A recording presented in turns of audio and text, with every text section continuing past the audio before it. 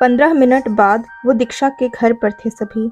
एक मेड उन्हें drawing room में बैठाकर चली गई। तभी कबीर ने देखा कि दर्शित बेचैनी से पहलू बदल रहा था। तुम ठीक हो? कबीर ने उससे पूछा। बस नफरत है मुझे इस सब से। सोचा नहीं था कि जिस बचपन को पीछे छोड़ आया था कभी, उसके इतने बोझिल हिस्से से दोबारा इस तरह सामना होगा। हाँ, मुझे गुस्सा आता है ये सोचकर कि किसी ने मेरे नाम का गलत इस्तेमाल किया, मगर कोई मांगे तो मैं शौक से उसे अपनी किस्मत, अपना बचपन सब देने को तैयार हूँ। बड़ा शौक है ना उस पंख वाले को एकांक बनने का। वो क्या जाने एकांक बनना क्या है। दर्शित बोला। वो जोर जोर से सांसें ले रहा था। दर्शित, प्लीज शांत हो जाओ। कबीर बोला। इस बार नैना ने भी कुछ नहीं कहा। हाँ, वो उससे चिढ़ती थी, मगर अभी जो वो महसूस कर रहा होगा इसका अंदाजा था उसे। तभी वहां दीक्षा आई। उसने बारी बारी सबको देखा, फिर उसकी नज़र कबीर पर ठहर गई। वो उसे पहचान गई थी। वो उससे पहले भी मिल चुकी थी। अरे तुम यहाँ, और ये लोग कौन हैं? उसने कबीर से कहा और नैना और दर्शित की तरफ देखा। दर्शित के चेहरे की मांसपेशियां फड़कने लगी। साफ जाहिर था उसने दीक्षा को पहचान लिया था, मगर आखिर वो उसे क्यों पहचानती? दूसरी तरफ कबीर उसे शक भरी नजरों से देख रहा था। उसे समझ नहीं आ रहा था कि उस नकली एकांक ने सारी दुनिया को धोखा दिया तो दिया, मगर असली एकांक की बहन को कैसे धोखे में रखा? आखिर ये औरत क्यों उसे अपना भाई कह रही थी? आपसे कुछ जरूरी बात करनी थी, कबीर बोला। दीक्षा अनमने भाव से बैठ गई। आपको पता चला एकांक के बारे में? कबीर ने पूछा। उसके बारे में क्या? दीक्षा लापरवाही से बोली। अरे आपका भाई, देखो तुम अच्छी तरह जानते हो हम किस तरह के भाई बहन हैं, इसीलिए जो कहना है साफ साफ कहो। मुझे कुछ भी कैसे पता होगा? मैं कौन सा हमेशा उसके कांटेक्ट में होती हूँ? वो कुछ गुस्से से बोली। कबीर ने एक बार दर्शित की तरफ देखा। वो फट पड़ने को तैयार था। वो इतने गुस्से में लग रहा था कि उसका चेहरा लाल पड़ चुका था। कबीर समझ पा रहा था उसकी मनस्थिति। उसे लग रहा था कि यह दीक्षा भी एकांक से मिली हुई है और उसके झूठ में उसका साथ दे रही है। वैसे पुलिस को शक है, कबीर बोला। क्या? कि वो बंदा एकांक नहीं कोई और है, कबीर ने एकदम से कहा और उसके चेहरे पर नजर गड़ाए रखी। वह इस तरह लोगों के मन का चोर पकड़ने में माहिर था। और दीक्षा बुरी तरह चौंक पड़ी। क्या? ये क्या कह रहे हो तुम? वो हैरानी से बोली। वही जो आप सुन रही हैं, वो शख्स एकांक नहीं, कबीर बोला। अरे मगर ऐसा कैसे हो सकता है? वो सदमे से बोली। ये तो आप बताइए, कैसे आप उसे पहचान नहीं सकी? वो झूठ बोलता रहा और इस झूठ में आप भी शामिल थी, कबीर ने कहा। ये झूठ है, वो सोफे पर मुक्का मारती हुई बोली। तो फिर सच क्या है? कैसे आपको वो अजनबी अपना भाई लगा? कबीर बोला। दीक्षा उसका मुंह देखती रही, फिर उसने सर झुका लिया। वो घर से भाग गया था। मुझे याद है हमारे बचपन की वो शाम जब हम घूमने गए थे। गलती मेरी थी। मैंने उसका रेत का घर तोड़ दिया था और उसे चिढ़ा भी रही थी। जब उसने गुस्सा किया तो पापा ने उसे ही थप्पड़ मार दिया। उसकी आदत थी, जब वो कुछ नहीं कर पाता था वो भागने लगता था। उस शाम भी वो भाग ही रहा था। बहुत देर बाद एक सूने किनारे पर वो हमें बेहोश मिला था। हमने उसे हॉस्पिटल में एडमिट कराया और वहां से भी वो भाग गया। माँ उसकी याद में बहुत रोती थी, और पापा, उन्हों तो जैसे मन मांगी मुराद मिल गई थी। दीक्षा शून्य में घूरती हुई बोले जा रही थी। और आपको इस बारे में कैसा लगता था? कबीर ने कहा। अब मेरे पास सब कुछ था, पूरा कमरा मेरा, सारे खिलौने मेरे, फ्रिज में रखी आइसक्रीम चॉकलेट सब मेरी, पापा और मम्मी भी मेरे। बस नहीं था तो एकांक, जो इन सब के लिए मुझसे लड़ता था। मुझे बहुत अकेलापन लगने लगा था। ऐसा लगता था उसके बिना इन सब में भी वो मज़ा नहीं रह गया था। दीक्षा बोली और उसकी आंखें आंसुओं से चमकने लगी। कबीर ने दर्शित की तरफ देखा। उसका चेहरा भी तना हुआ था। वो इस तरह उसकी बातें सुने जा रहा था कि मानो अगर एक शब्द भी चूक गया तो अनर्थ हो जाएगा। फिर? कबीर ने पूछा। सालों बाद वो मुझसे टकराया। उसने मुझे पहचान लिया, कहा कि वो एकांक है। मैंने तो उसका भरोसा नहीं किया, मगर उसने उस शाम की कहानी बता दी और कहा कि तब वो पापा से डरकर अस्पताल से भाग गया था। दीक्षा बोली। कबीर ने फिर दर्शित की तरफ देखा। वो भी उलझन से दीक्षा को देखे जा रहा था। सारी कहानी तो वही थी, बस वो शख्स कोई और था। और अब तुम कह रहे हो कि वो एकांक नहीं था, तो कहाँ है एकांक? और वो कौन था? दीक्षा बोली। दर्शित उठा और हवा के झोंके सा बाहर चला गया। बाहर आकर वो अपनी कार में बैठ गया। उसने स्टीयरिंग पर सर टिका दिया और जोर-जोर से सुबकने लगा। कबीर सोकर उठा। वो पिछले दिन की बातों पर सोच रहा था। जब वो पुलिस स्टेशन गया था, वहाँ उसकी मुलाकात पहले नैना और फिर दर्शित से हुई। उन्होंने इस बारे में बातें भी की कि जो हो रहा है वो क्यों हो रहा है, जो एकांक गायब है वो कौन है। और फिर कबीर को एकदम से दीक्षा का ध्यान आया, जो कि एकांक की सौतेली बहन थी। वो वहाँ गए भी। पहले तो उन्हें लगा दीक्षा भी उस नकली एकांक के सुर में सुर मिला रही है, मगर वहाँ जाकर पता चला कि उसे भी वही धोखा हुआ था जो बाकियों को हुआ। कबीर इस बारे में सोच ही रहा था जब उसके मोबाइल पर एक मैसेज आया। उसने देखा वो नैना का था। उसने एक लिंक शेयर की थी। वो फेसबुक की एक पोस्ट का था। जब कबीर ने उसे ओपन किया तो एक झटके से उसके सामने वही टूटी छत वाली तस्वीर आ गई। नीचे लंबा चौड़ा लेख था। लेख इसी विषय में था कि जो गायब होकर वापस आए हैं उनके साथ क्या हुआ है। उन्हीं में से एक विवेक साहनी नाम का व्यक्ति भी है जो इस तस्वीर से बेहद डरा हुआ है। इस बात की पुष्टि तो खुद पुलिस ने की है कि वो इस तस्वीर से खौफ खाता है। वैसे ही और भी जगह इस तस्वीर का दखल देखने को मिला है। लोग दबी जबान से इस बारे में बातें कर रहे हैं कि यह तस्वीर श्रापित है। ये किस तरह लोगों के दिमाग पर असर करती है और शायद वो खुद ही कहीं भाग जाते हैं। आगे उसकी तुलना एक गेम से की गई थी जो इंटरनेट पर मौजूद था और कई मौतों का जिम्मेदार भी। ऐसी बातें उड़ी थी कि उसे खेलने वाला अंत में आत्महत्या कर लेता था। लोगों को लग रहा था कि क्या यह तस्वीर भी किसी तरह का चक्रव्यूह है। कबीर ने अब नैना को फोन कर दिया। वो देखा आपने? पहले ही रिंग पर कॉल उठाती हुई नैना बिना किसी औपचारिकता के बोली। किसकी पोस्ट है ये? कबीर ने पूछा। उसे क्या फर्क पड़ता है?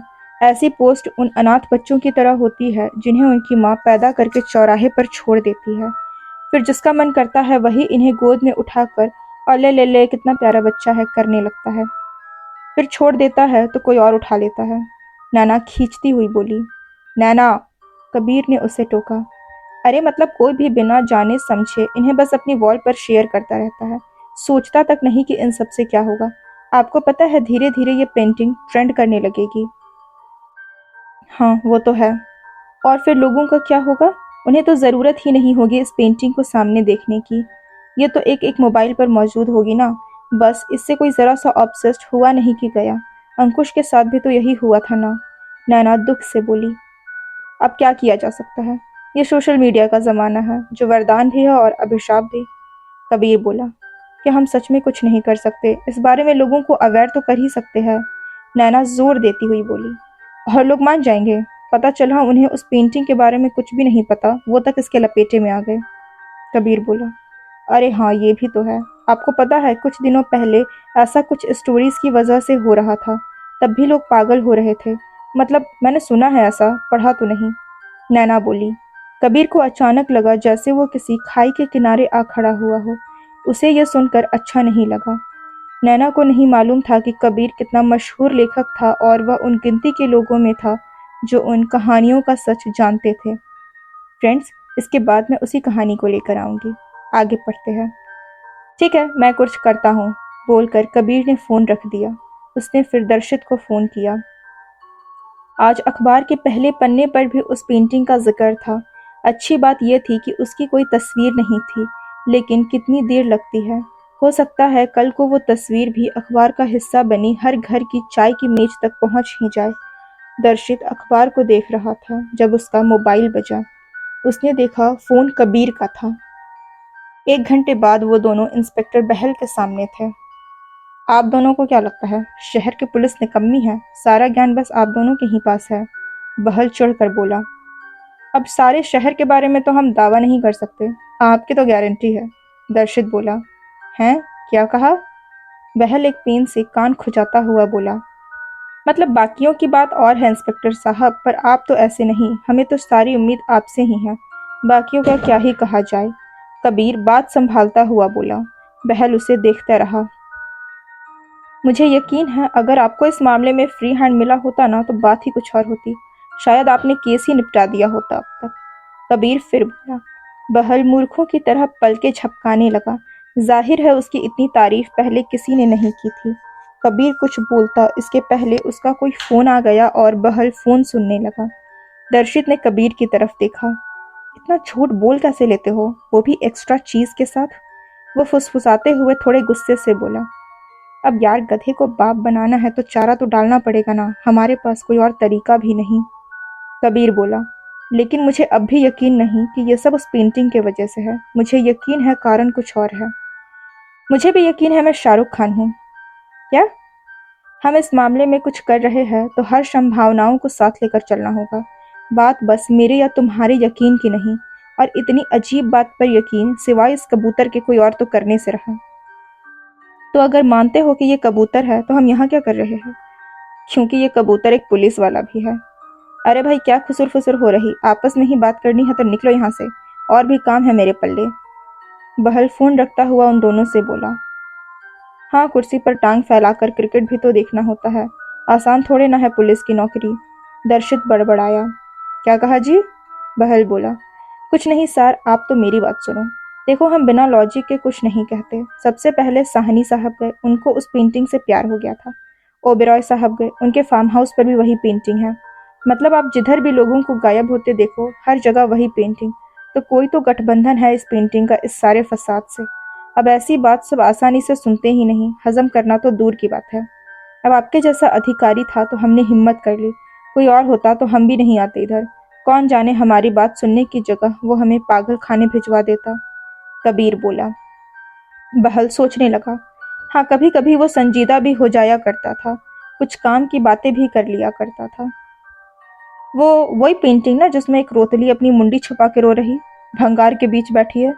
बहल बोला। दर्शित का चेहरा फिर कानों तक लाल हो गया। वो इतना बड़ा चित्रकार था और ये बेहुदा पुलिस वाला उसके सामने बैठकर एक महान कलाकृति का यूं अपमान कर रहा था। मगर वो कुछ बोलता इसके पहले कबीर ने धीरे से उसके हाथ पर अपना हाथ रखकर दबा दिया। हाँ सर जी, वही पेंटिंग। आप उसका कुछ इलाज कर सकते हैं? मतलब वो जहाँ भी है उसे बरामद किया जाए। उसका लोगों के बीच होना उनके लिए खतरा हो सकता है ना। हमें नहीं पता कि कैसे, मगर उस पेंटिंग का लोगों के गायब होने से कोई संबंध तो है। और क्या पता ऐसा करके आपको कोई सुराग मिल ही जाए। आखिर कहीं और कोई प्रोग्रेस तो हो नहीं रही है। आप इस पर भी काम करके देख लीजिए। कबीर बोला। उसे थोड़ी राहत मिली। बहल के चेहरे पर समझ के भाव देख रहे थे। हाँ, हम सूचना जारी कर देते हैं कि जो कोई भी इस पेंटिंग।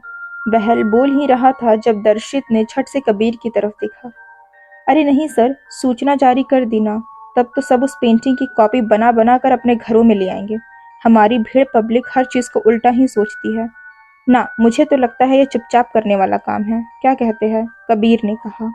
बहल के चेहरे पर ऐसे भाव आए जैसे उसके अंदर जेम्स बॉन्ड की आत्मा घुस गई हो। कबीर और दर्शित पुलिस स्टेशन से बाहर निकले। बहल ने उन्हें आश्वासन दिया था कि अपने स्तर पर जितना हो सकेगा वो हर जगह इस पेंटिंग को हटाने की कोशिश करेगा। हाँ, इंटरनेट का वह कुछ भी नहीं कर सकता था। सच कहूँ तो जब से इस मामले के बारे में पता चला है ना, आज पहली बार दिल से कर रहा है कि काश सब इस पेंटिंग की वजह से ही हो रहा हो। दर्शित बोला। क्या? ये क्या कह रहे हो? कबीर बोला। हाँ, अगर ऐसा हुआ तो यह बहल का बच्चा ही गायब हो जाएगा। दर्शित चिढ़कर बोला तो कबीर ने उसे घूर कर देखा। सॉरी, जानता हूँ मुझे ऐसा किसी के बारे में नहीं कहना चाहिए, पर क्या पर? तुम्हारे मुंह में घी शक्कर। कबीर बोला। दर्शित एक पल तक उसे देखता रहा, फिर ठठाकर हंस दिया। हालांकि यह बहुत अजीब लगा क्योंकि वो बहुत कम हंसता था। अब क्या? कबीर बोला। मेरे साथ चलोगे? दर्शित बोला। कहाँ? उस पेंटिंग की तलाश में। मतलब? देखो, जब चैतन्य देव शर्मा ने उस पेंटिंग को बनाया था तो वो कहीं गायब था। खैर, इसमें कोई बड़ी बात नहीं। जब भी उसने कोई ऐसी बड़ी खास सी पेंटिंग बनाई ना, तो वो गायब ही रहता था। वो अक्सर किसी एकांत में चला जाता था जहाँ कोई उसे डिस्टर्ब ना करे। हाँ भाई, बड़े लोग बड़ी बातें। खैर फिर? कबीर ने पूछा। मैं भी एक आर्टिस्ट हूँ और उस पेंटिंग का तरीका बता रहा है कि उसे किसी सब्जेक्ट को देखकर बनाया गया है। मैं बस उस जगह की तलाश करना चाहता हूँ जहाँ चैतन्य देव शर्मा ने इसे बनाया था। मतलब इसे बनाने के दौरान वो जहाँ रह रहा था। दर्शित बोला। कबीर को उसकी बातों में दम लगा। वैसे भी वो अब दर्शित को पसंद करने लगा था। उसकी सूझबूझ और समझदारी की वजह से उसमें काफ़ी धीरज था। वो बोलता कम था और जब भी बोलता था बात पते की करता था। तो तुम्हें पता है, मतलब कोई आइडिया है वो जगह कौन सी हो सकती है? कबीर ने पूछा। अब है तो कोई समुद्री इलाका ही, शायद साउथ में कहीं। बाकी मैं और डिटेल में पता लगा रहा हूँ। जैसे ही पता चलेगा मैं जाऊँगा वहाँ। तुम चलोगे? दर्शित ने उससे पूछा।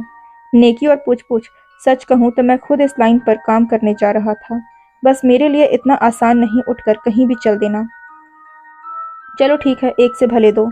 मुझे लग रहा है कोई ना कोई रिजल्ट तो निकलेगा इसका। दर्शित बोला। वो अपनी कार की तरफ बढ़ा। दर्शित! कबीर ने उसे पुकारा। दर्शित मुड़कर देखने लगा। कबीर चेहरे पर संकोच के भाव लिए उसके पास आया। देखो, मेरा ये सब तुम्हें बोलने का हक तो नहीं बनता, मगर मैं उम्र में तुमसे बड़ा हूँ। इस नाते कह रहा हूँ कि उससे बात करो। कबीर झिझकते हुए बोला। भले ही उसने कोई नाम न लिया हो, मगर दर्शित समझ गया कि वो उसकी बहन दीक्षा के बारे में बात कर रहा था। दर्शित ने कबीर की तरफ देखा। ऐसा लग रहा था कबीर सब जानता था कि वो उससे मिलने के बाद से कितना विचलित और दुखी था। कबीर शख्सियत ही ऐसी थी जो किसी के भी दुख को महसूस कर लेता था। दर्शित ने धीरे से सर हिलाया और अपनी कार में बैठ गया। कबीर ने मन ही मन सोचा कि अगर दर्शित ने पहल नहीं की तो वो दीक्षा तक ये बात पहुंचा देगा कि उसका असली भाई कौन है।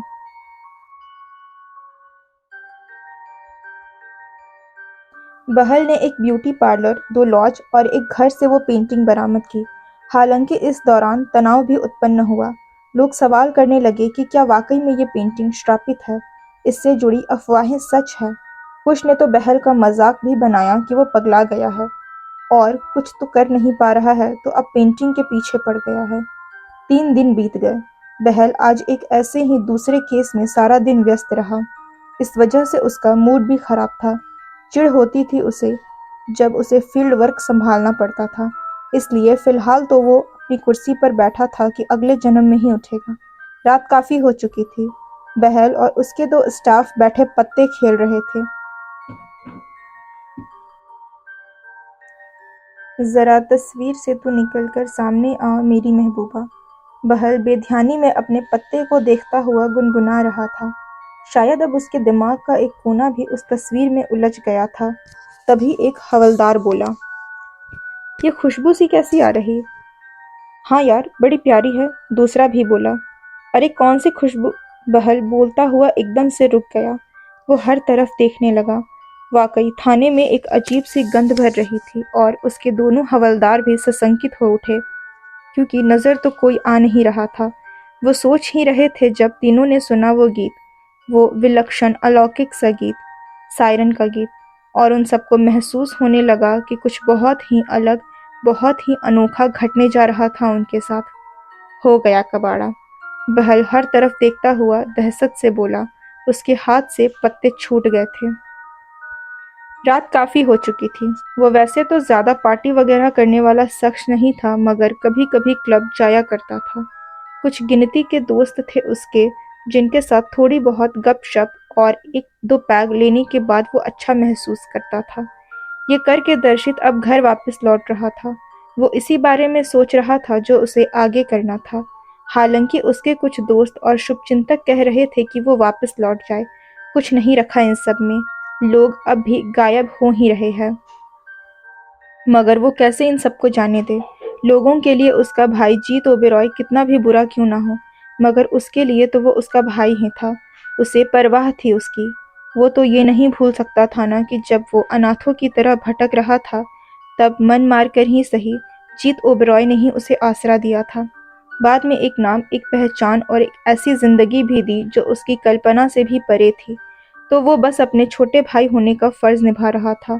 वो इतना नाशुक्रा बिल्कुल भी नहीं था कि ऐसी हालत में उसे अकेला छोड़ दे, जबकि अब वो उस पर निर्भर नहीं था। उसकी अपनी पहचान थी, करियर था, और फिर एक बड़ा झोल और भी तो था जिस बारे में वो सबसे नहीं कह सकता था। वो ये कि वो एकांक था। असल में वो खुद दर्शित नहीं एकांक था, मगर कोई और ही शख्स अब तक उसकी ये पहचान इस्तेमाल कर रहा था। साथ ही उसकी वो बचपन वाली कहानी भी, जब वो उस सायरन से मिला था। ये कहानी जो बस उसका अपना रहस्य थी। भला ये कोई कैसे जान सकता है? ये बात उसे सबसे ज़्यादा उकसा रही थी कि वो इस मामले की तह तक पहुँचे। और फिर कबीर, वो भी तो था। वो उसके साथ था, जिससे उसे और भी हिम्मत मिल रही थी कि वो ये सब करे। और कबीर का ध्यान आते ही उसे कुछ और भी ध्यान आया, जिसकी वजह से उसने कसकर कार को ब्रेक मारे। वो स्टीयरिंग थामे सोचने लगा। कबीर ने कहा था उसे दीक्षा से बात करनी चाहिए। दीक्षा, उसकी अपनी बड़ी सौतेली बहन। हालांकि उसके बारे में सोचते हुए उसे गुस्सा भी आने लगता था। आखिर दीक्षा की वजह से ही तो जो हुआ था वो सब उसके बचपन में। ना वो उस शाम उसे चिढ़ाती, ना वो उस पर गुस्सा होता। उसके बाद ही तो उसके बेरहम सौतेले पिता ने उस पर हाथ उठाया और वो भाग खड़ा हुआ। क्या बिगड़ गया उसका? वो अपने परिवार से अलग हो गया। क्या वाकई उसे उस परिवार की इतनी परवाह थी? था ही कौन वहाँ उसका? सौतेली बहन और सौतेले पिता जो उसके कभी थे नहीं। अपनी थी तो बस माँ, मगर उसे भी अपने बेटे से ज्यादा दुनियादारी की फिक्र थी। देखा जाए तो अच्छा ही हुआ जो वो भाग गया। उसने कोशिश की, हिम्मत की। इस बात की भी संभावना थी कि उसके साथ कुछ और गलत हो जाता। आखिर वो एक गिरोह के हाथ लग तो गया ही था, मगर किस्मत ने साथ दिया और उसे ये बेहतरीन जिंदगी मिली। उसने वापस से कार चालू की और चल पड़ा। वो अपने फार्म हाउस पर जा रहा था, जहाँ वो रहता था। वो फिर अपनी और दीक्षा की हाल ही में हुई मुलाकात के बारे में सोचने लगा। कबीर उसे वहां ले गया था। उसने तो देखते ही दीक्षा को पहचान लिया था, मगर वो तो ना पहचान पाई उसे। तभी तो कितनी आसानी से उस बहरूपिये एकांक ने ठग लिया था उसे। दर्शित को गुस्सा आने लगा, मगर वो उम्मीद कर ही क्यों रहा था कि वो पहचानेगी उसे। क्या उनका रिश्ता था ऐसा? तब तक उसका फार्म हाउस आ गया और चाबी गार्ड को उसने देकर, ताकि वो गाड़ी सही से पार्क कर दे। जब वो घर के अंदर आ रहा था तो एक नौकर लपक कर उसके पास आया। आपसे कोई मिलने आया है जी, वो जल्दी से बोला। दर्शित को हैरानी हुई कि इतनी रात गए कौन आ गया। कबीर, मगर आज सुबह ही तो मिला था वो उससे, और उसने तो कबीर से कहा भी था कि बिना फोन किए उससे मिलने ना आया करे। उसे लोगों का यूं अचानक से इस तरह उसके फार्म हाउस पर टपक पड़ना बिल्कुल भी पसंद नहीं था। वो अंदर गया और ज्यों ही उसकी नज़र हॉल के उस बैठक वाले हिस्से पर पड़ी, वो वहीं जड़ हो गया। इसकी तो उसे कतई उम्मीद नहीं थी।